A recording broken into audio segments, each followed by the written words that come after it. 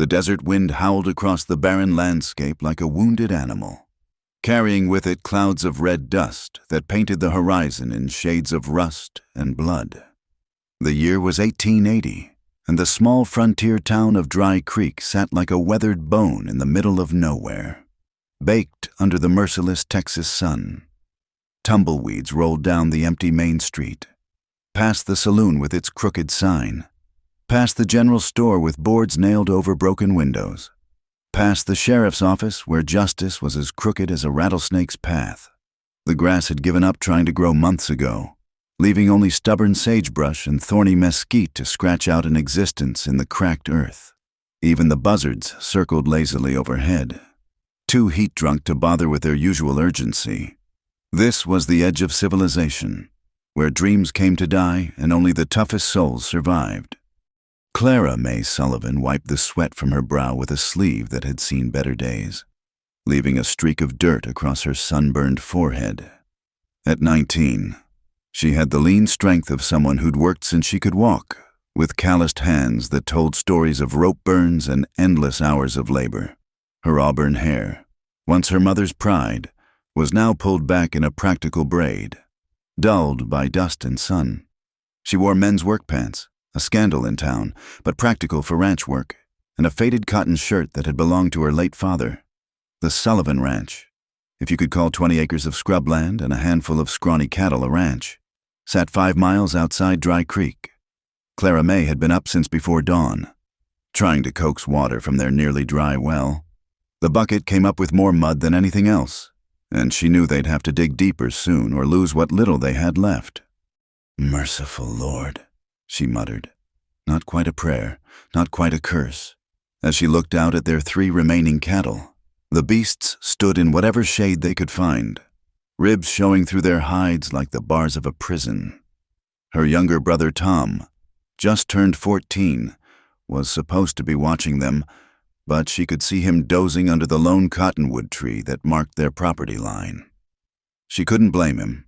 The heat made everything feel like moving through molasses, and there wasn't much point in watching cattle that were too weak to wander anyway. Their mother hadn't left her bed in 2 days, the lung fever getting worse despite Clara May's efforts with the willow bark tea and cool compresses. Without money for a real doctor, all they had were prayers and old remedies that seemed less effective with each passing day.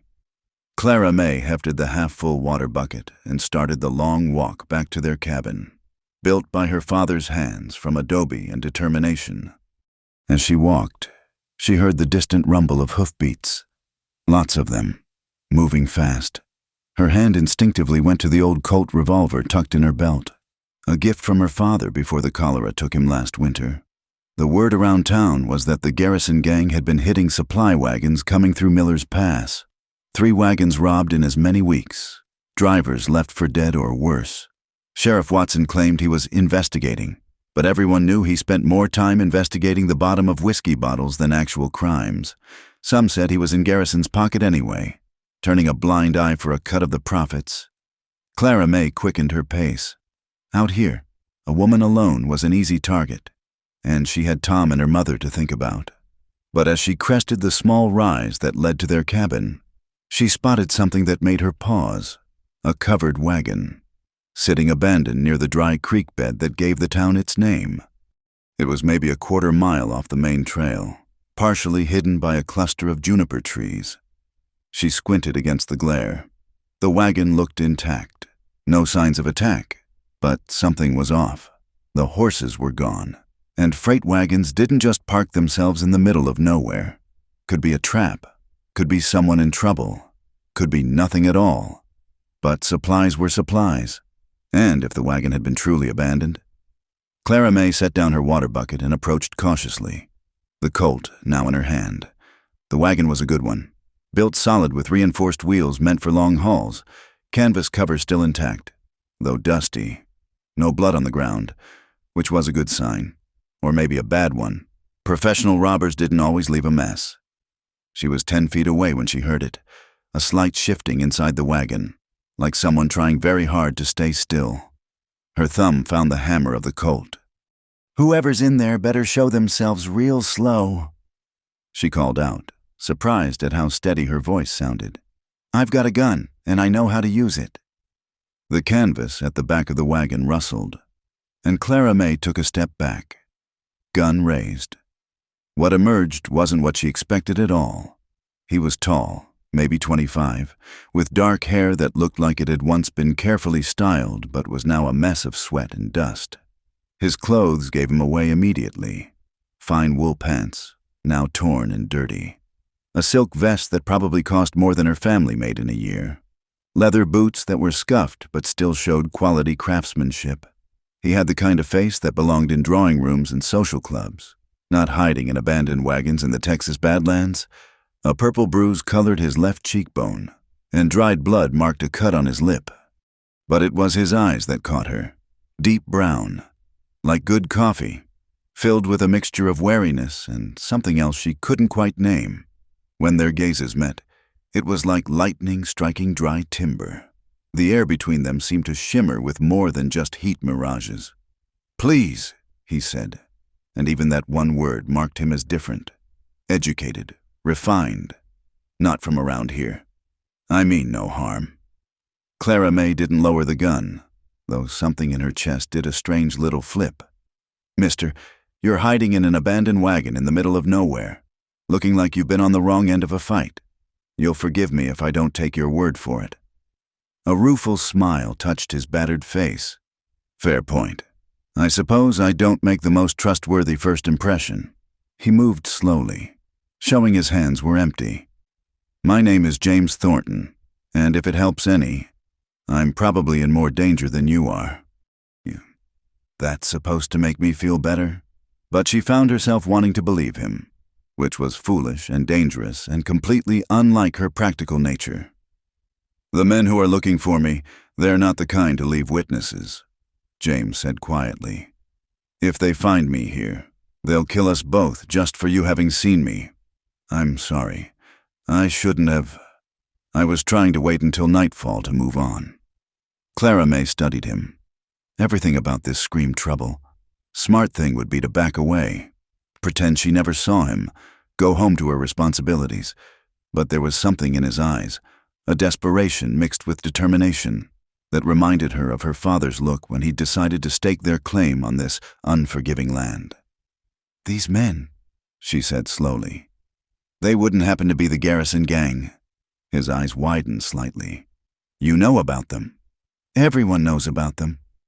Question is, what's a fancy gentleman like you doing mixed up with outlaws like that?" James laughed, but there was no humor in it. "Would you believe me if I said I was trying to do the right thing?" The wind picked up, sending dust devils spinning across the empty land. In the distance, Clara May could see storm clouds building, dark and promising violence. She thought of her sick mother, her young brother, the dying cattle. She thought of all the reasons she should walk away. Instead, she lowered the gun. "You've got until I count to 50 to convince me not to ride to town and tell Sheriff Watson where to find you," she said, as he began to speak, telling a tale of land deeds and murder and corruption that reached all the way to the state capitol. Clara May found herself drawn into something larger and more dangerous than she'd ever imagined. And through it all, she couldn't shake the feeling that had struck her when their eyes first met, like tinder catching spark, like her whole world was about to catch fire. The poor ranch girl had found a rich cowboy hiding in a wagon, and one look had indeed set their bodies aflame. But in the harsh light of the Texas sun, with buzzards circling overhead and danger closing in from all sides, Clara May wondered if some fires were meant to burn everything to ash. James Thornton leaned against the wagon wheel, his fine clothes a stark contrast to the rough wood and dusty ground. He took a deep breath, wincing slightly as his ribs protested, another souvenir from his recent troubles. 3 days ago, I witnessed a murder," he began, his cultured voice quiet but steady.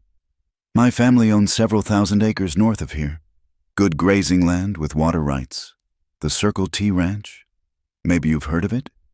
Clara May nodded slowly. Everyone knew the Circle T, one of the biggest spreads in 3 counties. The Thorntons were Texas royalty, as close to aristocracy as the frontier allowed. What was the heir to that empire doing beaten and hiding like a common criminal? There's a man named Samuel Garrison, James continued, and Clara May's grip tightened on her pistol at the name. He's been buying up land all around ours, using persuasion when money doesn't work. Last week, he made an offer to my father. When my father refused, Garrison said he'd find another way. Your father, is he alive, thankfully? But Garrison didn't come after him directly. Instead, he went after Marcus Webb, our foreman, good man, worked for our family 20 years, had a small piece of land of his own, right between our spread and what Garrison wants to control. James's jaw tightened. Marcus had the papers that proved Garrison's been filing false claims, taking land that doesn't belong to him. He was going to testify to the federal marshal. Clara May found herself stepping closer, drawn by the pain in his voice. But Garrison found out. Shot him in cold blood, right in front of me. Then had his men work me over good. Said if I talked, my whole family would burn. His laugh was bitter. Sheriff Watson showed up quick enough to arrest me for Marcus's murder. Garrison's got witnesses who'll swear I did it. My word against 3 of his men. The wind gusted, rattling the wagon canvas. Clara May's mind raced. It was a clever frame. Who'd believe the rich boy didn't kill an employee who might have had damaging information? Class tensions ran deep out here, and plenty of folks would be happy to see a Thornton hang, guilty or not. So you ran, she said. So I ran. He met her eyes again, and that strange electricity sparked between them. Not my proudest moment, but dying for a crime I didn't commit wouldn't help Marcus or anyone else. I've got the real papers. Marcus gave them to me before. He gestured to a leather satchel partially hidden beneath some burlap in the wagon. Proof of everything Garrison's done. I just need to stay alive long enough to get them to the federal marshal in Austin. Clara May holstered her gun. Decision made. Maybe it was foolish. Maybe it was the way he looked at her like she was more than just another dust-covered ranch girl. Or maybe it was simply that she knew what it was like to fight a losing battle against men with power. You can't stay here. Come nightfall, they'll search every abandoned wagon and building for miles. I know. I just needed to rest. Gather my strength. You need a place to hide proper. The words were out before she could stop them. There's an old barn on our property. Hasn't been used since my PA died. Nobody knows about it except family. James straightened, hope flickering in his eyes before caution replaced it. I can't ask you to take that risk. If Garrison finds out you helped me, then I guess he better not find out? Clara May surprised herself with the firmness in her voice. Besides, way I see it, Garrison and his kind have been bleeding folks like us dry for years. About time someone stood up to them. She thought of her father, how he'd fought to keep their little piece of land when bigger ranchers wanted to swallow it up. How he'd died still believing in justice and doing right. Maybe she couldn't save the ranch or cure her mother or give Tom a better life, but she could do this one thing. James studied her face, and she felt heat rise to her cheeks that had nothing to do with the Texas sun. Why would you help me? You don't know me. I know enough. She looked away, uncomfortable with the intensity of his gaze. I know you're trying to get justice for a murdered man. I know Garrison needs stopping. And I know... She paused, then forced herself to continue. I know what it's like to have everything stacked against you. The moment stretched between them, filled with unspoken understanding. Then, businesslike. Clara May stepped back. We'll wait for dusk. Too risky to move in daylight. Can you ride? If I have to. You'll have to. It's 5 miles, and we'll need to move fast. She glanced at the storm clouds building to the west. Weather's turning. Might work in our favor. Rain'll cover our tracks. For the next hour, they prepared. Clara May fetched her horse, a sturdy paint mare named Buttercup, who'd seen better days but was still reliable. James gathered what supplies he could from the wagon, some food, ammunition, the precious satchel of documents. As they worked, they talked in low voices, sharing pieces of their lives. She told him about her father, Michael Sullivan, who'd come from Ireland with nothing but hope and determination. How he'd met her mother, Anna, A schoolteacher from back east who'd scandalized her family by marrying a poor immigrant. How they'd built their little ranch from nothing, surviving drought and Indians' raids and crushing poverty through sheer will. He used to say America was the only place a man could write his own story, Clara May said, checking Buttercup's saddle. Of course, he didn't count on the fact that men with money had fancier pens. James shared his own story, a life of privilege that came with its own chains, expected to follow in his father's footsteps, marry the right girl, play the game of social climbing and political maneuvering. I never questioned it until I came out here to help run the ranch, seeing how real people lived, how hard they worked just to survive. It changed something in me. Must be nice, having choices to question. Clara May said, not unkindly, "You're right." He looked at her with those dark eyes that seemed to see right through her defenses. But everyone's got their cages. Clara May, some are just prettier than others. The use of her name sent an unexpected shiver through her. When was the last time someone who wasn't family had said it with such care? As the sun began its descent, painting the sky in shades of orange and purple, they prepared to move. Clara May had James hide the satchel under his shirt. Wrapped in oilcloth against the coming rain, she'd ride in front, him behind, arms around her waist for support. The impropriety of it should have bothered her more than it did. "Once we get to the barn, you'll need to stay hidden," she instructed, trying to ignore how his nearness affected her. "I'll bring food and water when I can, but my ma's poorly and my brother. Tom's a good boy, but he can't keep a secret to save his life. They can't know you're there." "I understand." "Clara May," he paused, seeming to struggle with words. "Whatever happens, I want you to know how grateful—" "Save it," she cut him off, though not harshly. "We ain't out of the woods yet." As they mounted up, his arms settling around her waist with careful politeness, Clara May tried to focus on the danger they faced instead of the warm, solid presence at her back. The first fat raindrops began to fall as they set out, and thunder rumbled ominously overhead. They'd gone maybe 2 miles when she spotted the dust cloud. Riders, moving fast along the main road. Her heart hammered as she counted. 6, maybe 7 men. No honest reason for that many to be riding together as night fell. "Hold on," she whispered, and urged Buttercup off the trail into a maze of rocks and scrub brush. They dismounted, leading the horse into deeper cover as the sound of hoofbeats grew closer. Through the gathering gloom and rainfall, Clara May could make out the lead rider, a big man with a black beard and cruel eyes. Samuel Garrison himself, unless she missed her guess. The men with him looked like hired guns, the kind who'd sell their own mothers for drinking money. She and James pressed against a large boulder, hardly daring to breathe. Buttercup, bless her, stood quiet as a statue. The riders passed within 50 feet of their hiding spot, close enough that Clara May could hear their voices over the rain. "Check every ranch, every shack," Garrison was saying.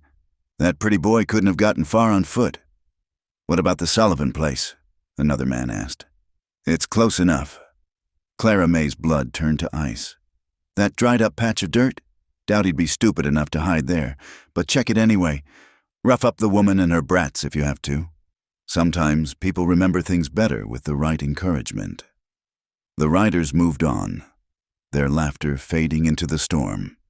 Clara May stayed frozen until she was sure they were gone, then turned to find James's face inches from hers, his expression murderous. "I won't let them hurt you," he said fiercely. "Or your family. I'll turn myself in first." "You'll do no such thing." Her voice was steadier than her hands. "We've come this far, but we need to warn Tom and Ma, get them somewhere safe." They remounted and rode hard through the increasing rain, both knowing that their simple plan had just become much more dangerous. The barn would have to wait. As they raced through the storm-lashed darkness toward her home, Clara May wondered if she'd just signed her family's death warrant by trying to help this man. But when his arms tightened around her, protective and reassuring, she knew with bone-deep certainty that she'd make the same choice again. Some things were worth fighting for, even when the odds were impossible. Her father had believed that. And looking at the determination in James Thornton's eyes when they finally reached the ranch, seeing him ready to face down armed killers to protect people he'd just met, Clara May began to believe it too. The storm raged overhead, but it was nothing compared to the storm brewing between a poor ranch girl and a rich cowboy whose fates were now bound together by danger, justice, and a growing flame that threatened to consume them both. The Sullivan Ranch appeared through the rain like a ghost, the small adobe cabin hunched against the storm, lamplight flickering weakly through oil paper windows. Clara May's relief at seeing home safe was short-lived as she remembered Garrison's threat. They had little time. "Wait here," she told James, sliding off Buttercup and handing him the reins. "Let me prepare them." But as she approached the door, Tom burst out, his young face etched with worry. "Clara, where have you been? Ma's taken a turn for the worse. And there's been men in town asking—" He stopped short, noticing the shadowy figure on horseback. "Tom, listen to me." Clara May gripped his shoulders. "We don't have much time. Remember what Pa used to say about standing up for what's right?" Her brother's eyes widened, darting between her and James. "Clara May, what have you done?" "What needed doing? Now help me get Ma ready to move. We're going to the old barn." The next hour was a blur of activity. Clara May's mother, burning with fever, was barely conscious as they wrapped her in blankets. James, despite his injuries, helped Tom prepare a makeshift travois using poles and canvas. They worked in tense silence, every sound outside making them freeze. "Expecting Garrison's men? This is madness!" Anna Sullivan muttered in a moment of clarity, her glazed eyes finding her daughter. "Child, what are you thinking?" "I'm thinking Pa would have done the same," Clara May replied, pressing a cool cloth to her mother's forehead. "Now save your strength, Ma." The old barn sat a half-mile from the main house, hidden in a grove of cottonwoods near a dried creek bed. It had been Michael Sullivan's first building on the land, abandoned when he'd built the cabin but still solid. Few people even knew it existed. They made the journey in painful slowness, Tom leading their milk cow and 2 surviving horses while Clara May guided the travois. James rode ahead to scout. Despite Clara May's protests about his injuries, the rain had settled into a steady drizzle that soaked through everything, turning the ground to mud. Inside the barn, they found it much as Clara May remembered, dusty and full of old equipment, but dry and sturdy. Hay still filled the loft, and an old stove in the corner just needed cleaning. While Tom tended the animals, Clara May and James worked to create a livable space. "Your mother needs a doctor," James said quietly, helping Clara May arrange a bed of hay and blankets. "Doctor's 30 miles away in Cedar Ridge, and we can't afford him anyway." She tried to keep the despair from her voice. "Willow bark tea and prayer, that's all we've got." James was quiet for a moment. Then, "My family has accounts with doctors in Austin, Dallas. When this is over, you'll go back to your world and we'll go back to ours." The words came out sharper than she intended. "Is that what you think?" His hand caught hers, and the touch sent lightning through her entire body. "That this means nothing to me? That you mean nothing?" Clara May pulled away, though it took all her willpower. "I think you're a good man in a bad situation, and you're grateful for help. Don't confuse that with something else." But even as she said it, she knew she was lying. The way he looked at her, the way her heart raced when he was near, this was more than gratitude or circumstance. This was dangerous in a way that had nothing to do with Garrison or his guns. They spent the night in watchful tension. Tom took first watch while Clara May tended her mother and James cleaned and loaded weapons they'd brought from the house. The barn was full of sounds. Rain on the roof, horses shifting in their stalls, mice in the walls, crickets and tree frogs singing their night songs. Every noise could be danger approaching. "Tell me about the barn," James said softly, sitting near Clara May as she kept vigil by her mother's side. "Pa built it our first year here. Ma was pregnant with me, and they lived in a tent while he worked. Said he'd never seen anyone work harder, sun up to sundown." determined to have a real roof over our heads before I was born. She smiled at the memory. Made it just in time. Ma says I was born right over there, in what's now the tack room. He sounds like he was a remarkable man. He was. Clara May's throat tightened. Taught me everything. How to ride, shoot, work cattle. Never treated me different for being a girl. Said the frontier didn't care about your sex, only whether you could survive. He taught you well. James's voice was warm with admiration. I've never met anyone like you. Clara May. The darkness made it easier to talk, easier to share things that daylight would make too real. James told her about growing up in a mansion with servants, about lonely childhoods and expectations that felt like chains. Clara May shared stories of droughts and floods, of watching neighbors lose everything, of the constant fight to keep going when giving up would be easier. Sometimes I wonder what it'd be like, she admitted, to not worry about the next meal, the next payment, to have choices. Everyone worries, James said, just about different things. My father lies awake thinking about railroad stocks and political alliances. You think about rain and cattle prices. In the end, we're all just trying to protect what we love. A coyote howled in the distance, answered by others until the night filled with their eerie song. Clara May shivered, and without thinking, James moved closer, his warmth a comfort against the chill. I should check on Tom, she said, but didn't move. He's a good boy. You've done well with him. Didn't have much choice. Someone had to be strong after Pa died. Strength isn't just about having no choice. James said softly, it's about making the right choice when you do have options. You could have ridden away today, left me to garrison. No one would have blamed you. I would have blamed me, Clara May said simply. The silence stretched between them, filled with unspoken words. Then Anna stirred, moaning softly, and the moment broke. Clara May busied herself with her mother's care while James went to relieve Tom on watch. The rest of the night passed slowly. They took turns keeping guard, catching fragments of sleep when they could. Clara May dozed fitfully against a hay bale, starting awake at every sound. Once, she woke to find James had covered her with his coat, the fine wool incongruous in the rough barn, but warm with his body heat. Dawn came gray and reluctant, filtered through continuing rain. They were all exhausted, running on fear and determination. Tom had fallen asleep at his post, and Clara May didn't have the heart to scold him. He was trying so hard to be the man of the family. We need supplies, Clara May said, taking inventory. Food, medicine for Ma, ammunition, but going to town is too risky. There's the Hendricks place, Tom suggested. Old man Hendricks doesn't go to town much, might not know about what's happening. It was their best option. The Hendricks farm was 3 miles north, and the old widower was known for minding his own business. Clara May prepared to go, but James stopped her. I should go.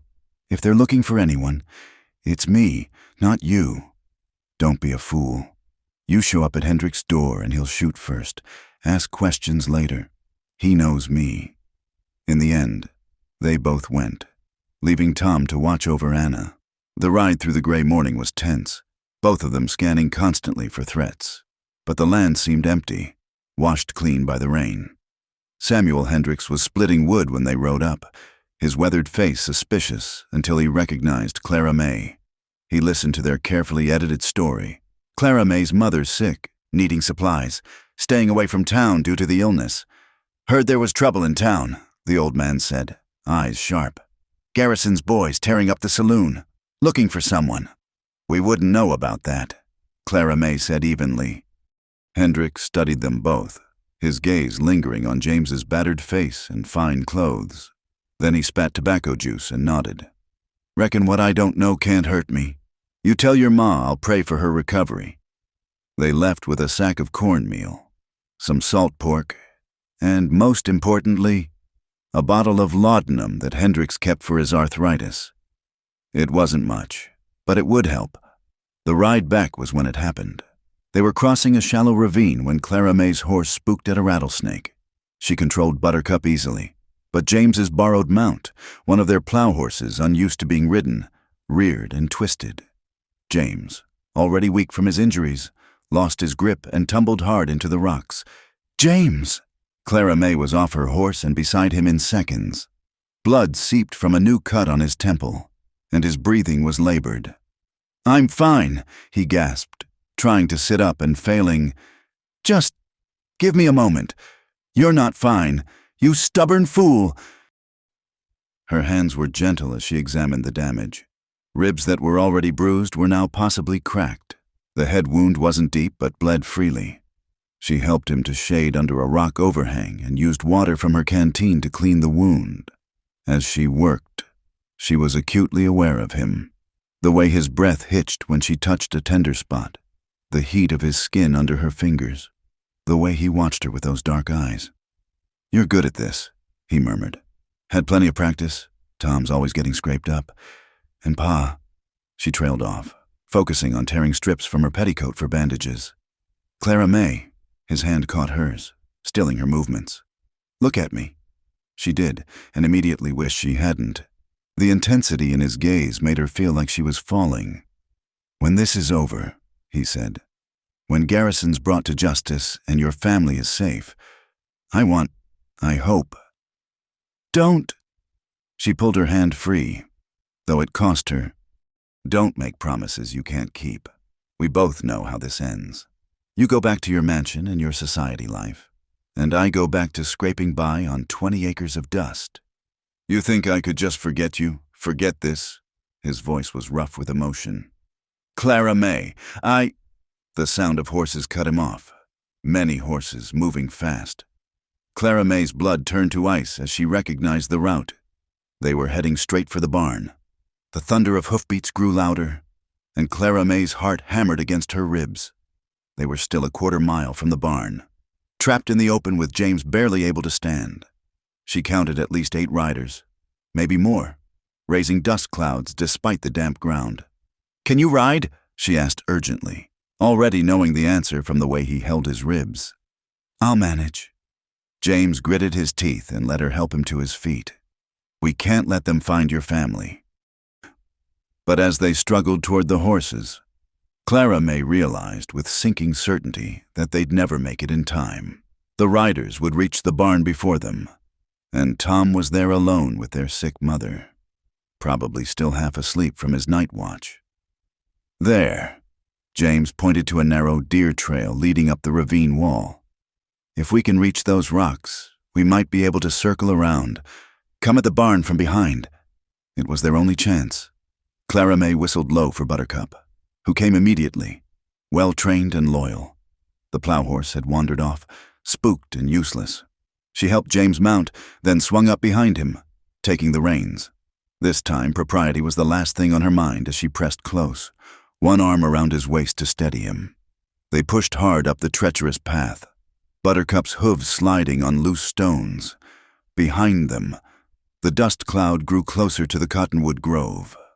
Clara May could make out individual riders now, hard men with guns drawn, led by a figure in a black coat she recognized as Samuel Garrison. The trail wound higher, offering glimpses of the barn through the trees below.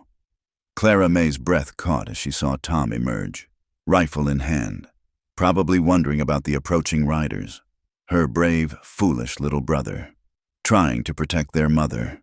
"Tom, no," she whispered, knowing he couldn't hear. They reached a ridge overlooking the barn just as Garrison's men surrounded it. Clara May slid off Buttercup and grabbed her father's Colt, checking the chambers. 6 shots against 8 men or more. James struggled down beside her, his own pistol drawn despite his obvious pain. Well, Garrison's voice carried clearly in the morning air. "What have we here? A boy playing soldier?" He sat his black stallion with casual arrogance, addressing Tom, who stood in the barn doorway with their father's Winchester leveled. "Where's your sister, boy?"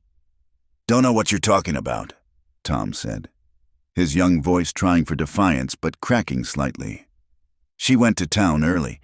You're trespassing on Sullivan land. Garrison laughed. An ugly sound. Sullivan Land? Boy, your daddy's been dead a year, and your mama's about to join him from what I hear. Won't be any Sullivan Land much longer. He gestured to his men. Search the barn. No. Tom raised the rifle higher. You stay back. Tom's going to get himself killed. Clara May breathed, starting to rise, but James caught her arm. Wait, he whispered. If we reveal ourselves now, they'll cut us all down. We need to be smart. As they watched, one of Garrison's men dismounted and approached Tom, hands raised in false friendliness. Now, son, no need for anyone to get hurt. Just put down the gun and... Tom fired, the shot going wide but close enough to make the man dive for cover. Instantly, all hell broke loose. Garrison's men scattered, taking positions around the barn, while Tom retreated inside, slamming the door. Fool boy, Garrison roared. You just signed your death warrant. Burn them out. No. Clara May couldn't stay hidden any longer. She stood and fired, her shot catching one of Garrison's men in the shoulder, spinning him around. Leave them alone. Garrison. All heads turned toward the ridge. Garrison's face split in a satisfied grin. Miss Sullivan, and you've brought my missing murderer. How convenient. The gunfight erupted in earnest. Clara May and James had good cover behind the rocks, but they were outnumbered and outgunned. Bullets whined off stone, sending chips flying. Below, Tom fired from the barn windows while Garrison's men shot back, splintering wood. We need to move, James said, firing carefully to conserve ammunition. They'll flank us. He was right. 2 riders were already circling, trying to get behind their position. Clara May grabbed Buttercup's reins, and they retreated deeper into the rocks, playing a deadly game of cat and mouse. Then, as if things weren't bad enough, the sky opened up again. Not the gentle rain of before, but a sudden, violent downpour that turned the world into a gray curtain. Thunder crashed overhead, so loud it drowned out the gunfire. The storm, James said suddenly. We can use it. Before Clara May could ask what he meant, he was moving, half running, half sliding down the treacherous slope toward the barn. She had no choice but to follow, Buttercup slipping and sliding behind them. The rain was so heavy that visibility dropped to mere yards. Garrison's men were shadows in the deluge, their shots wild and blind. Clara May and James reached the back of the barn just as lightning split the sky, illuminating everything in stark, white light. In that frozen moment, Clara May saw Tom at the window, saw her mother's pale face in the hay behind him, saw Garrison raising his rifle toward her brother. Without thinking, she shoved James aside and ran, bursting through the barn's back door just as Garrison fired. The bullet meant for Tom caught her in the left arm, spinning her around. She heard James roar her name, heard Tom's cry of anguish, but the pain made everything distant and strange. Then James was there, catching her before she hit the ground, his face twisted with rage and fear. He turned toward the door, his pistol rising, and in the next lightning flash, Clara May saw him clearly. Not the beaten, hunted man she'd found, but someone dangerous, someone who'd kill to protect what he cared about. The storm intensified, turning the barn into a drum. Water poured through cracks in the roof, and wind howled through the gaps in the walls. Outside, Garrison's men struggled to control their panicking horses. We can't stay here, Tom said, reloading with shaking hands. They'll burn us out when the rain stops. Then we don't wait for it to stop, James said grimly. He'd torn his shirt to bind Clara May's arm, his hands gentle despite the urgency. Tom, is there another way out? A root cellar? Anything? The old mine shaft? Clara May gasped through the pain. Pa started digging for water, gave up when he hit rock. It connects to the ravine. It was their only chance. While Tom held the front, James helped Clara May to the corner where hay covered old boards.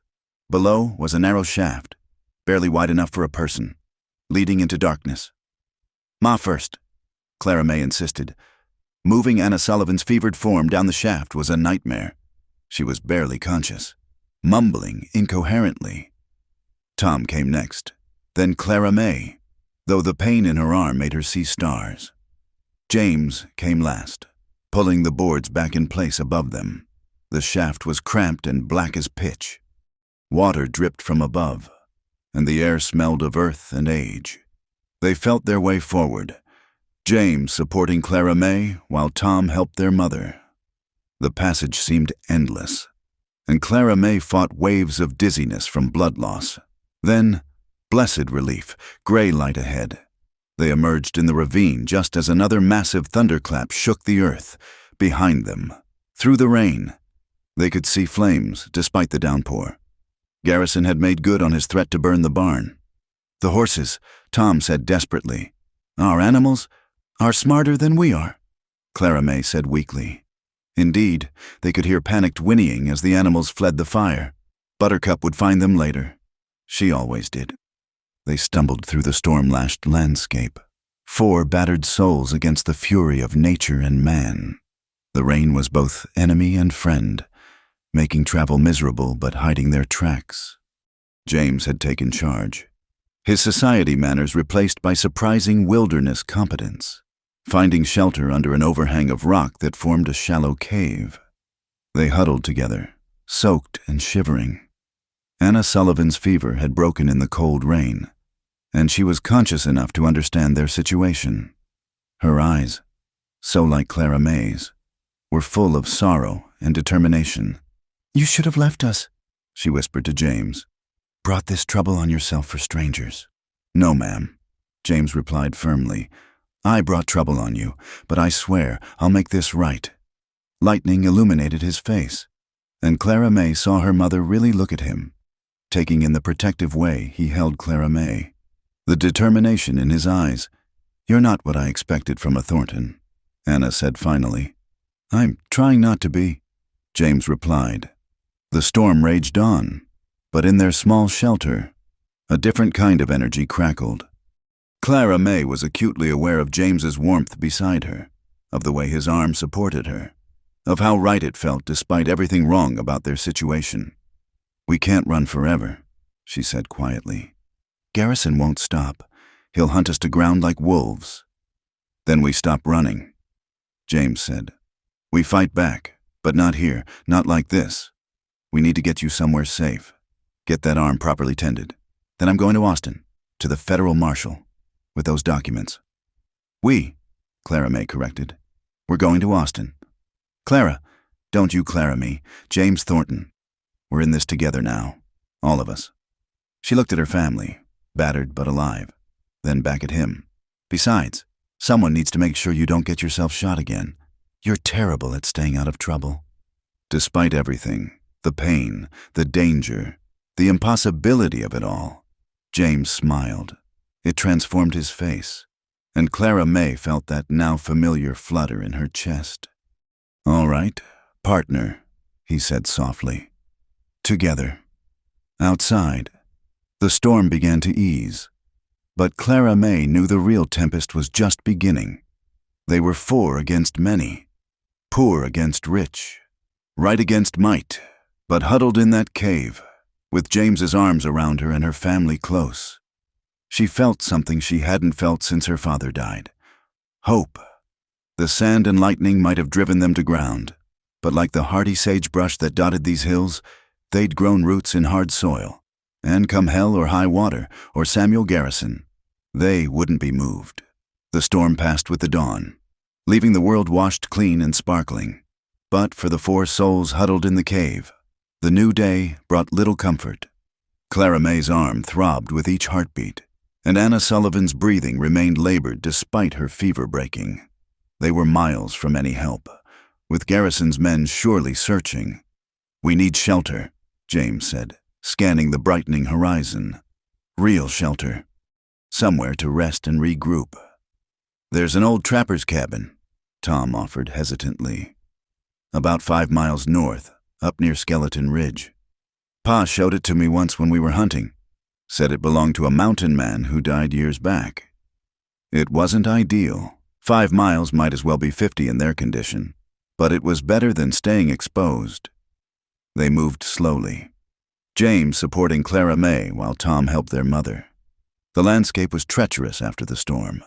Arroyos running with flash floods and the ground turned to sucking mud. By midday, they reached the cabin. It was more ruin than shelter, with half the roof caved in and vines growing through the walls. But the back corner remained intact and dry. They collapsed inside, exhausted beyond measure. "I'll stand watch," Tom volunteered, trying to sound older than his 14 years. "Rest first," James said firmly. "I'll take the watch. You've done enough. Tom, your father would be proud." The boy's face crumpled slightly at the mention of his father, but he nodded and curled up near his mother. Within minutes, both Sullivans were asleep, leaving James and Clara May alone in the dim shelter. "Let me look at that arm," James said softly.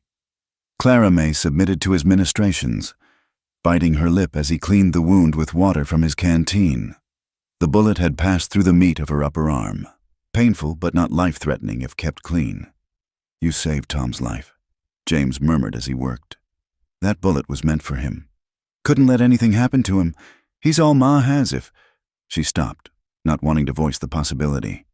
"You have me," James said quietly, his hand stilling on the bandage.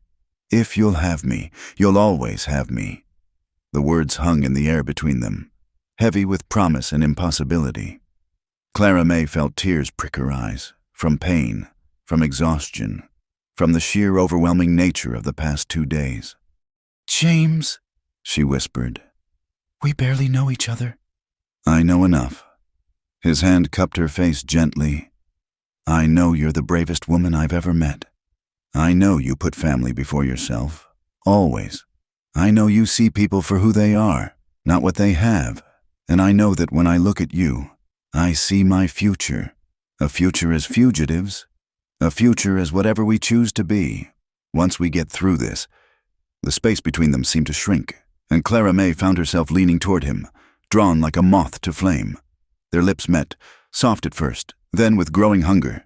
It was a kiss that tasted of desperation and hope, of blood and rain and possibilities. When they finally parted, both were breathing hard. That was unwise. Clara May managed. "Probably," James agreed, but he was smiling. "Worth it, though." Despite everything, Clara May found herself smiling back.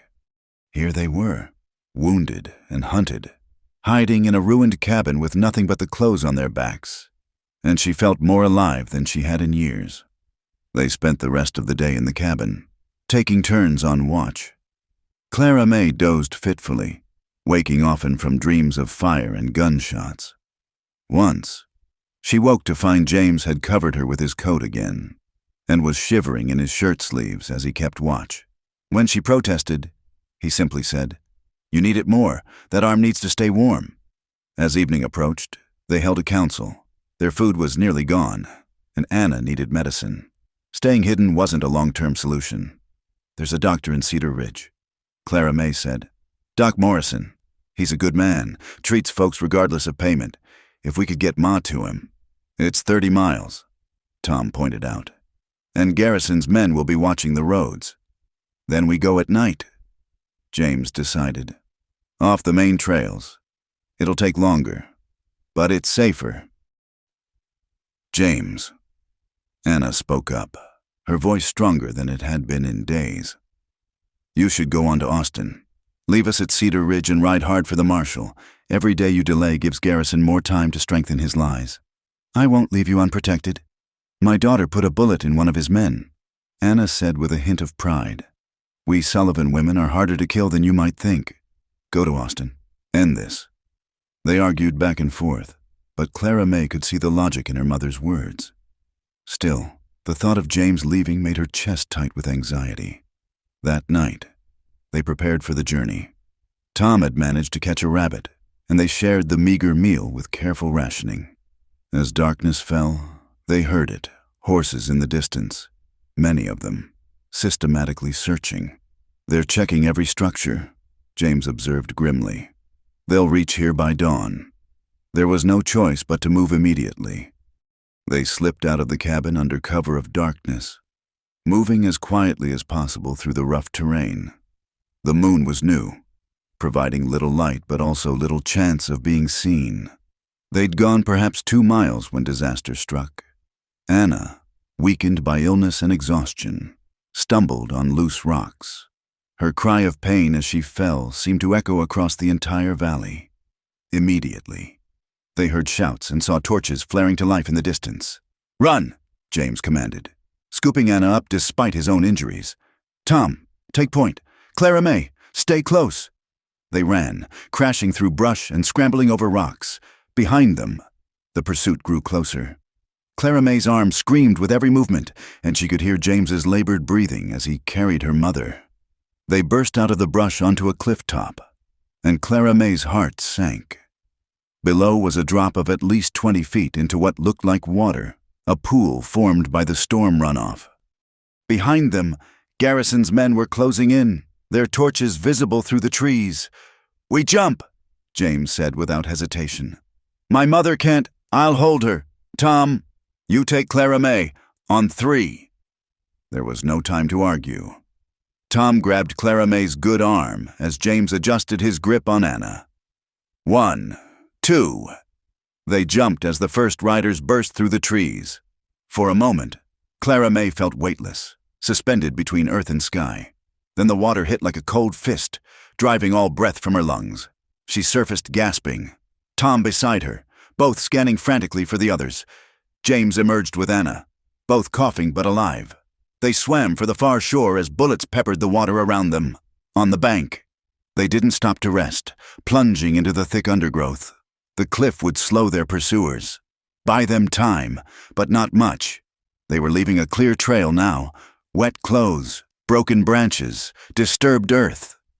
It was Tom who spotted their salvation, a cluster of wild mustangs spooked by the gunfire. Without thinking, Clara May whistled the special note her father had taught her. One mare's ears pricked, and she approached cautiously. "Easy, girl," Clara May crooned, extending her hand. "Easy now." Minutes later, they were mounted, Clara May and Tom on the mare, James carrying Anna on a sturdy gelding, bareback and guided only by mane and pressure, but it was faster than walking. They rode hard through the darkness, the mustangs sure-footed where domestic horses would have stumbled. Behind them, the sounds of pursuit faded, their hunters unable to follow the wild horses' paths. As dawn broke, they finally stopped by a small spring to rest and water the horses. They were perhaps 10 miles from Cedar Ridge, exhausted but alive. Anna was conscious, her fever finally broken completely, though she remained weak. "That was quite dramatic," she said with a weak smile. "Your father would have been impressed." They were sharing the last of their water when James suddenly stiffened. "Someone's coming." But instead of Garrison's men, a single rider appeared. Old Samuel Hendricks on his mule, a rifle across his saddle. "Figured I might find you folks out here," he said calmly, as if meeting fugitives at dawn was commonplace. Garrison's men came by yesterday, asking questions, didn't much care for their manner. "Mr. Hendricks?" Clara May began, but he waved her off. "Your PA helped me bring in my harvest the year my back went out," he said simply. "Man doesn't forget such things. I've got a wagon hidden about a mile back. Figure you could use it more than me right now." Relief washed over Clara May so strongly she nearly wept. In this harsh land where survival often meant looking out for yourself first, her father's kindness was still paying dividends. As they prepared to move to the wagon, James pulled Clara May aside. "Once we get your mother to the doctor, I'm riding for Austin immediately. The documents are still safe, and every moment we delay—" "I know." Clara May touched his face gently. "Just be careful. Promise me." "I promise." And Clara May, he pulled her close, mindful of her injured arm. "When this is over, when Garrison's brought to justice, I'm coming back for you. For all of you. Don't make promises." He silenced her with a kiss, fierce and desperate and full of longing. When they parted, his eyes were blazing with determination. "I'm not losing you," he said simply. "Not to Garrison, not to distance, not to anything. You're mine, Clara May Sullivan, and I'm yours." And heaven help anyone who tries to keep us apart. Standing there in the early morning light, battered and exhausted, with danger still nipping at their heels, Clara May believed him. More than that, she believed in them, in the possibility of a future beyond this nightmare. The poor ranch girl and the rich cowboy had found more than attraction in their desperate flight. They'd found trust, partnership, and a love that burned bright enough to light their way through the darkness. Now they just had to survive long enough to claim it. Cedar Ridge appeared through the morning haze like a promise. Church steeple, water tower, and the neat row of buildings that marked civilization. Samuel Hendrick's wagon rolled slowly down Main Street, its occupants hidden beneath a canvas cover. Clara May peered through a gap, her hand gripping James's as they neared Doc Morrison's house. The doctor, a thin man with kind eyes behind wire spectacles, asked no questions when they appeared at his back door. One look at Anna Sullivan's pallor and Clara May's bloodied arm was enough. "Get her inside," he said briskly. "You too, miss. That arm needs proper tending." While the doctor worked, James pulled Clara May aside in the hallway. They had precious little time. Garrison's men would reach Cedar Ridge soon enough. "I need to leave now," he said urgently. "Austin is 2 days' hard ride, 3 if I'm careful." "Take the black gelding from Hendricks," Clara May said. "He's the strongest, and James, there's something you should know. Judge Fortner in Austin. He and Garrison are cousins. Don't trust him." James's eyes widened. "How do you know this?" "Pa mentioned it once. Said Fortner would rule however Garrison wanted if it ever came to it." She gripped his hands. "You need to go straight to Marshal Coleman. He's federal, not local, and he's honest."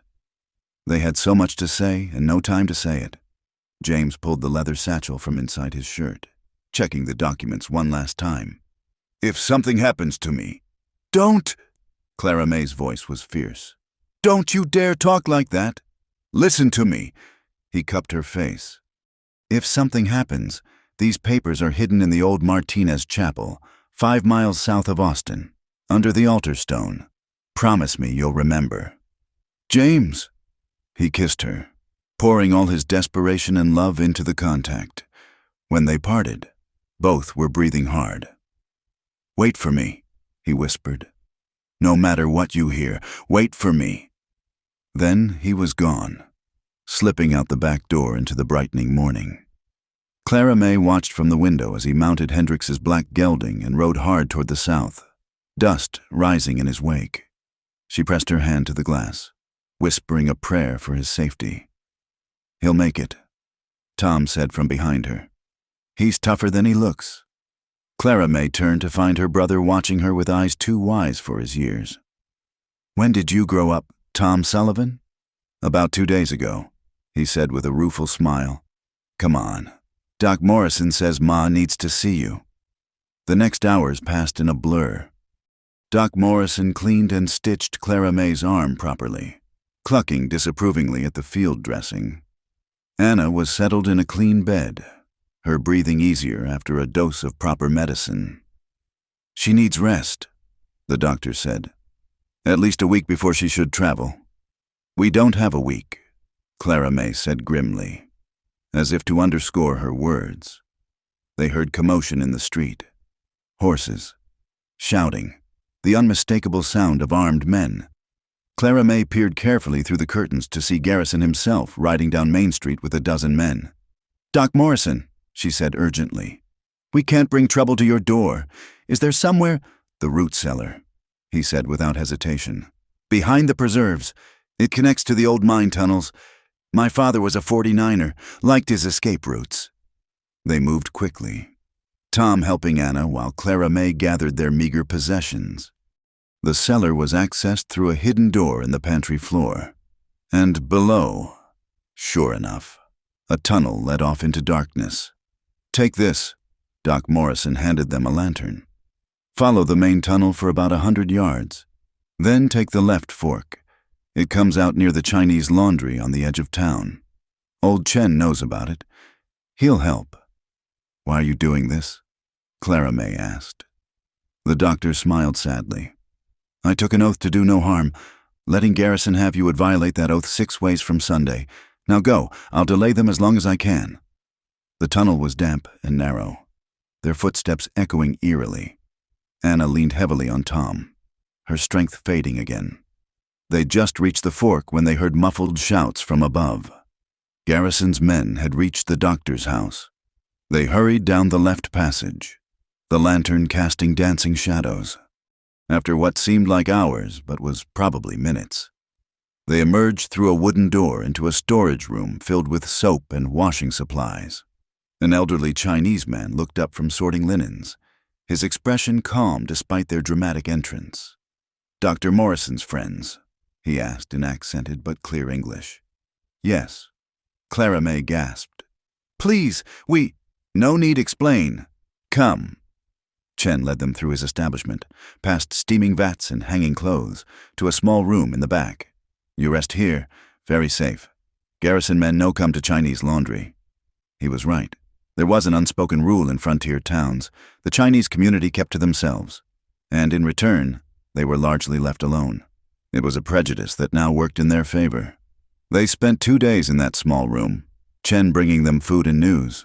Garrison's men had torn the town apart searching, but found nothing. The doctor had claimed they'd left in the night, heading west toward California. "Your young man," Chen told Clara May on the second evening. "He make Austin. My cousin send word. Big commotion at Federal Building." Hope flared in Clara May's chest. James had made it. Now everything depended on Marshal Coleman believing the evidence. On the third morning, everything changed. Tom had gone to fetch water when he came running back, eyes wide. "Riders coming?" he panted. "But not Garrison's men. Federal marshals, a whole company of them." They emerged cautiously from hiding to find the town transformed. Federal agents were everywhere, rounding up Garrison's men with military efficiency, and at their head, giving orders, was James. He looked exhausted, dusty from hard riding, but very much alive.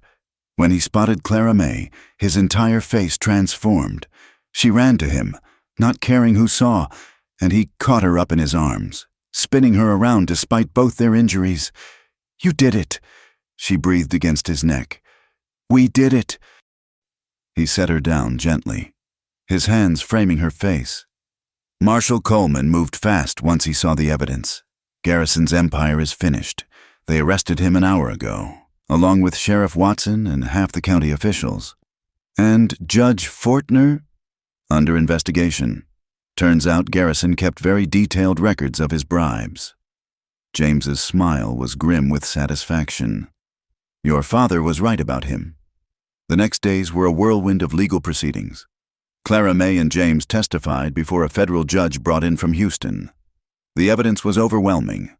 Land theft, murder, corruption at every level. Garrison's reign of terror was over, but justice was only part of their concern. With their barn burned and their few cattle scattered, the Sullivan family had nothing to return to. Clara May tried not to think about it, focused on her mother's recovery and the legal proceedings. It was James who brought it up, finding her alone on Doc Morrison's porch one evening as the sun set over Cedar Ridge. "What will you do now?" he asked softly. "Start over, I suppose." She tried to sound brave. "Find work, save up, maybe try ranching again someday. Or," James said carefully, "you could marry me." Clara May's heart stopped. "James, hear me out." He knelt beside her chair, taking her hands. "I know it's fast. I know we're from different worlds. But these past days have shown me what really matters. It's not money or social position or family expectations. It's finding someone who makes you want to be better, who stands beside you when everything goes wrong. Your family will never accept me," Clara May said, even as her heart raced. "They'll learn to, and if they don't, that's their loss." His grip tightened. "Clara May, I've spent my whole life doing what was expected. For once, I want to do what's right, and what's right is spending my life with you." She wanted to say yes. Every fiber of her being wanted to say yes, but "I won't be your charity case. James Thornton, I won't have people saying I married you for your money." Then help me build something new, he said earnestly. The Circle T needs a good forewoman, someone who knows cattle, who understands the land, who can help me make it into something more than just another rich man's playground. Be my partner, Clara May, in everything. What about Tom and Ma? They're family, my family. If you'll have me, the ranch has a dozen empty houses. Your mother can recuperate properly, and Tom can finish his schooling. He smiled. I have a feeling he'll make a fine lawyer someday. He's got the argumentative streak for it. Clara May laughed through the tears she hadn't realized were falling. You've thought of everything.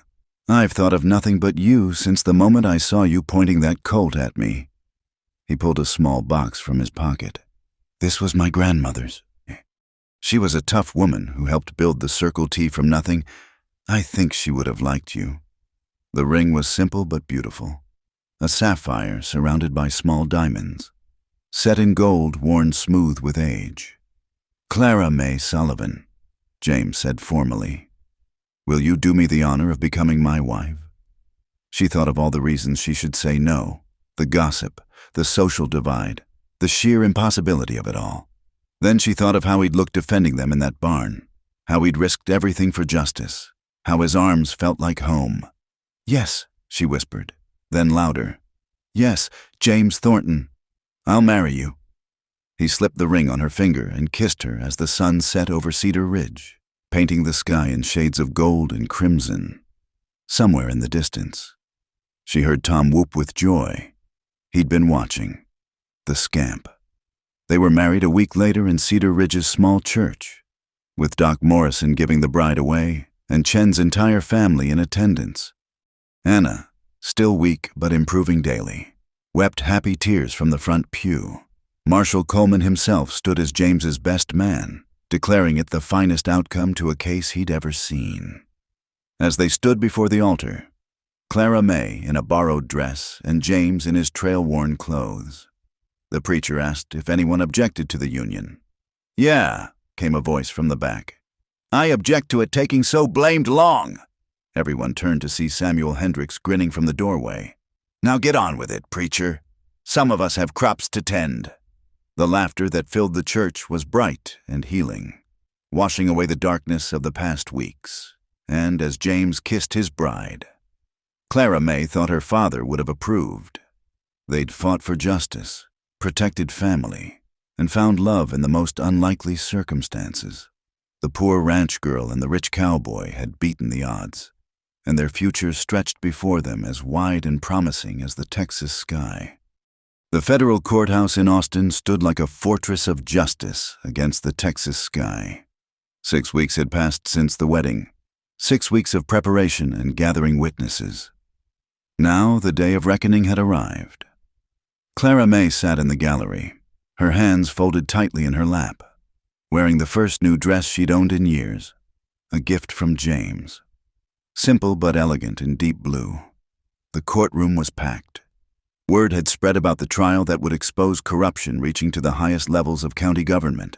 Ranchers, farmers, townspeople, all who had suffered under Garrison's reign, filled every available seat. James sat at the prosecutor's table, the leather satchel of documents before him. He'd spent weeks working with the federal prosecutors, organizing evidence, identifying witnesses. Clara May had never seen him more determined, more in his element. This was the man she'd married, not just a wealthy rancher's son, but someone willing to fight for justice. When Samuel Garrison was led in, shackled but still defiant, a murmur ran through the crowd. He looked smaller somehow, his black coat dusty, his beard unkempt. His eyes found James and burned with hatred, then shifted to Clara May with something worse, a promise of vengeance that made her shiver.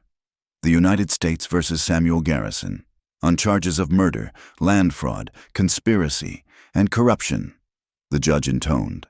Judge Harrison from Houston, brought in specially to avoid any local bias, had a reputation for fairness and an intolerance for corruption. The prosecutor, a sharp young man named David Winters, laid out the case methodically. The forged land deeds, the false surveys, the bribes to Sheriff Watson and Judge Fortner, and finally, the murder of Marcus Webb. Call your first witness. Judge Harrison ordered. "The prosecution calls James Thornton." James took the stand with calm dignity, his hand steady as he swore the oath. Under Winter's questioning, he told the story clearly, how Marcus Webb had discovered the fraud, how he'd been gathering evidence, how Garrison had shot him in cold blood. "And you witnessed this murder directly?" Winters asked. "I did. Marcus was handing me the documents when Garrison arrived. He didn't even give Marcus a chance to speak, just drew his gun and fired." The defense attorney, a slick man from Dallas named Beauregard Crenshaw, rose for cross-examination. "Mr. Thornton, isn't it true that you stood to gain significantly from Mr. Webb's death? After all, he knew secrets about your family's land dealings as well." "Objection," Winters called. "Counsel is implying facts not in evidence." "Sustained, Mr. Crenshaw. Stick to the facts." But Crenshaw wasn't done. "You fled the scene, did you not? An innocent man doesn't run." "An innocent man runs when the sheriff is in the murderer's pocket," James replied evenly. "I ran to stay alive long enough to see justice done." The questioning went on for hours, Crenshaw trying every angle to discredit James, but he remained unshakable. When he finally stepped down, Clara May caught his eye and smiled. He'd done well. Other witnesses followed, cowboys who'd been forced off their land, a surveyor who'd been ordered to falsify documents, the owner of a small ranch who'd lost everything to Garrison's schemes. Each testimony built the wall of evidence higher. Then came the surprise witness, Sheriff Watson himself, turned state's evidence in exchange for a reduced sentence. The courtroom erupted when he took the stand. "Order!" Judge Harrison banged his gavel. "I'll clear this courtroom if necessary." Watson, looking haggard and defeated, laid out the whole scheme, how Garrison had paid him to look the other way, to arrest anyone who opposed him, to fabricate evidence when needed. "And the night of Marcus Webb's murder?" Winters prompted. "Garrison sent word to arrest James Thornton for it.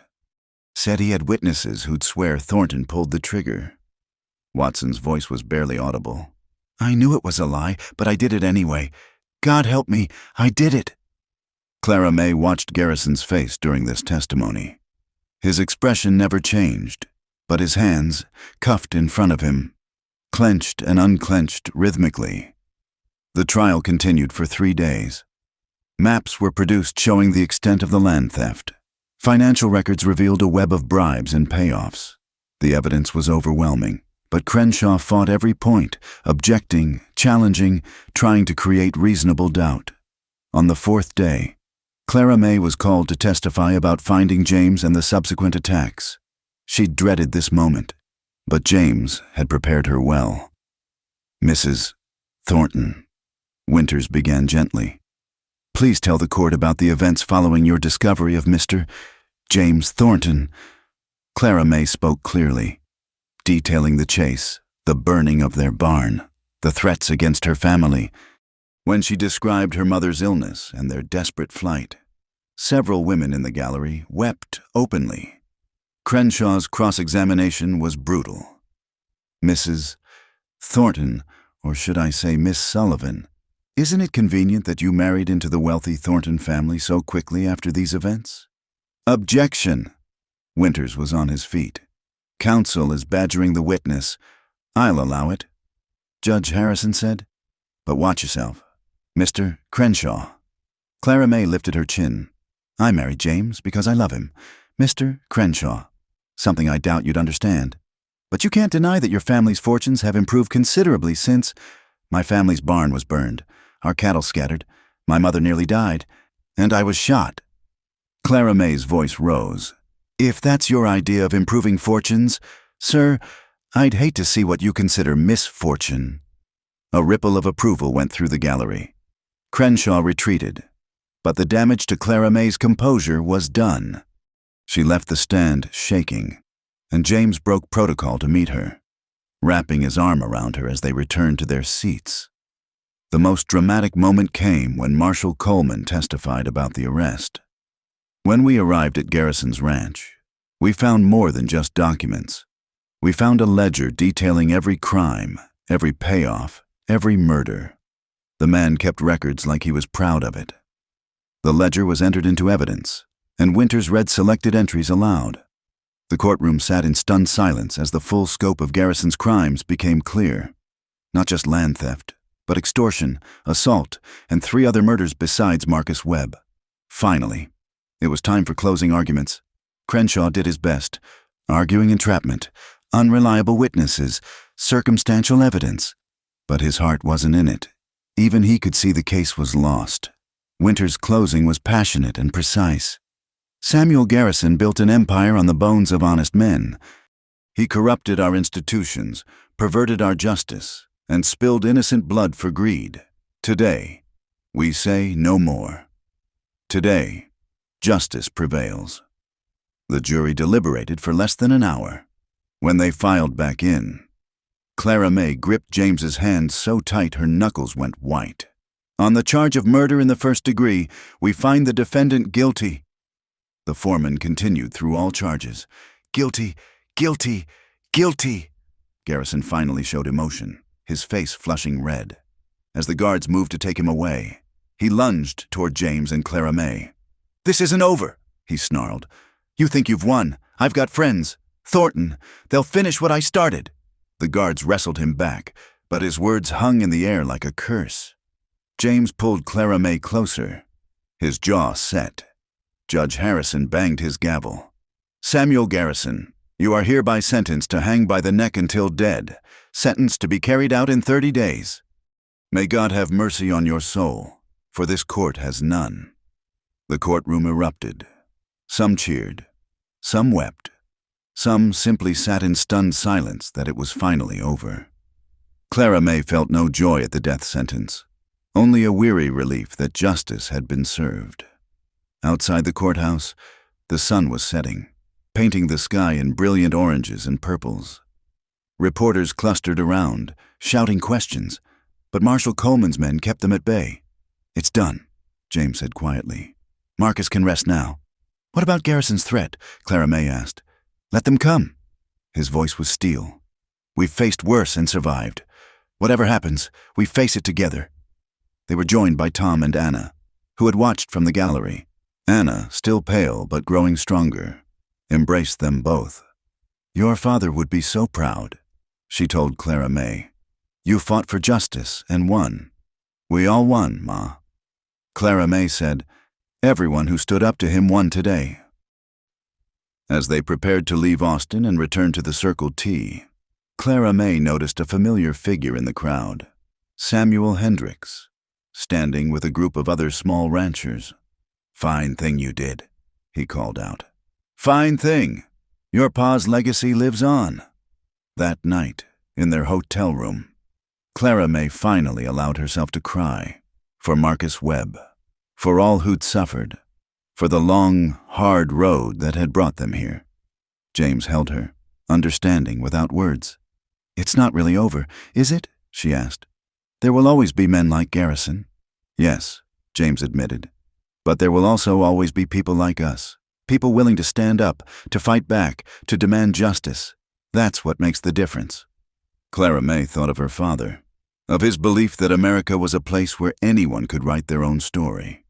It had taken blood and courage, but they'd written a new chapter, one where corruption didn't always win, where love could bridge any divide, where justice, however delayed, could still prevail. Tomorrow, they would return to the Circle T and begin building their life together. There would be challenges, social prejudices to overcome, a ranch to run, Garrison's threats to guard against. But tonight, in the heart of Texas, justice had won. The poor ranch girl and the rich cowboy had faced down evil itself and emerged victorious. Their love, tested in fire and sealed in justice, would be the foundation for whatever came next. As Clara May drifted off to sleep in James's arms, she whispered a prayer of gratitude for her father's wisdom, her mother's strength, and the unlikely path that had led her to this moment. The fight was won, but the story of their life together was just beginning. The morning of Samuel Garrison's execution dawned gray and still. Clara May stood at the window of the Circle T ranch house, watching the sun struggle through the clouds. 30 days had passed since the trial. 30 days of rebuilding and healing, but also of watchful waiting. "You don't have to go," James said from behind her, his hands settling on her shoulders. "Yes, I do." She turned to face him. "I need to see it end. We both do." The ride to Austin was somber. Tom stayed behind with Anna, who was finally well enough to help manage the household. The Circle T had embraced them all. The ranch hands treating Clara May with respect that had nothing to do with her new last name and everything to do with her courage. The execution grounds were crowded but orderly. Marshal Coleman nodded to them as they took their places. "Almost over now," he said quietly. Garrison walked to the scaffold with his head high, that same defiance in his eyes. When asked for last words, he stared directly at James and Clara May. "You think you've won," he said, his voice carrying clearly. "But men like me don't die. We just change faces. Watch your backs. Thorntons, my friends have long memories." The trapdoor fell. Clara May forced herself to watch, to witness the end of the man who'd caused so much pain. When it was over, she felt no satisfaction, only a hollow relief. As they left the execution grounds, a well-dressed man approached them. Clara May's hand went instinctively to the pistol she still carried, but the man raised his hands peacefully. "Mrs. Thornton, Mr. Thornton, my name is Theodore Blackwood. I represent certain interests that were allied with Mr. Garrison." James stepped protectively in front of Clara May. "If you're here to threaten us." "On the contrary," Blackwood smiled thinly. "I'm here to assure you that those interests have decided to cut their losses. Garrison was becoming problematic, bad for business. His removal actually solves several issues for my clients." "So that's it?" Clara May asked, incredulous. "All those people he hurt, killed, it was just business?" "Everything is business, Mrs. Thornton, but you've proven yourselves formidable opponents. My clients prefer to avoid such confrontations. Consider this a professional courtesy. You'll face no retribution from us." He tipped his hat. "Good day." As Blackwood walked away, Clara May felt a chill that had nothing to do with the morning air. Evil might wear different faces, but it never truly died. The journey back to the Circle T was quiet, each lost in their own thoughts.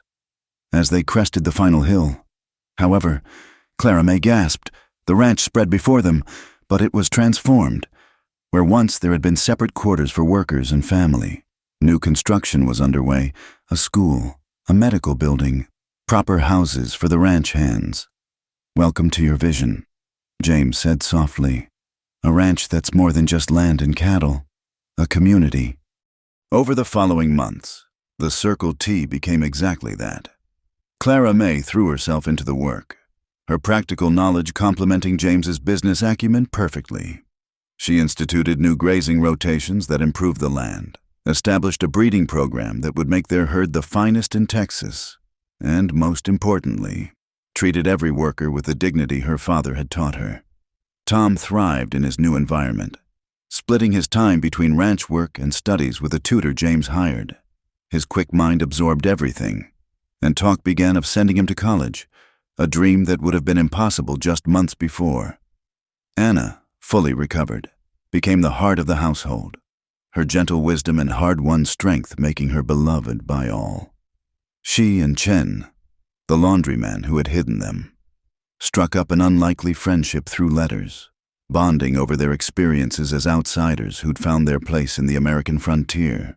One evening, as spring painted the ranch in wildflowers, Clara May found herself in the place where it all began, the old barn they'd rebuilt on the Sullivan property, now part of the expanded Circle T.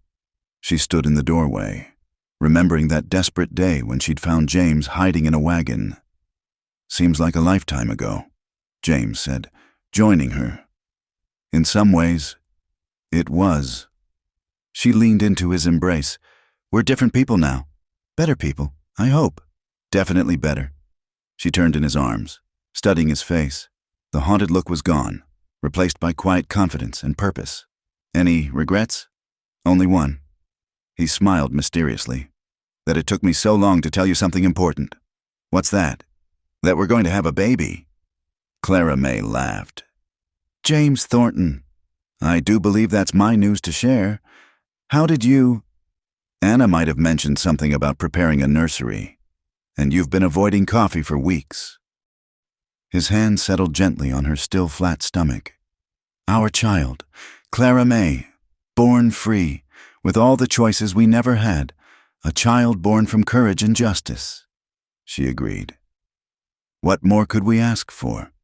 As the sun set over their land, painting the sky in brilliant colors, they stood together in the doorway of the barn where their story began. The poor ranch girl and the rich cowboy had become so much more. Partners, fighters, builders of something new and good in a hard land. Samuel Hendricks, now a regular visitor, often said that Michael Sullivan would have been proud of what his daughter had become. Clara May believed him. She'd kept her father's faith in the American dream, the belief that anyone could write their own story with enough courage and determination. The Circle T prospered over the years, becoming a model for other ranches. Tom went to law school and returned to fight for the rights of small ranchers and farmers. Anna lived to see her grandchildren born on the land their grandfather had died defending. And James and Clara May, they built a legacy of justice and compassion that outlasted any threat or hardship. Years later, when their children asked how they met, Clara May would smile and begin, "Well, I was a poor ranch girl who found a rich cowboy hiding in a wagon. One look set our bodies aflame, but it was the fight for justice that forged our souls together.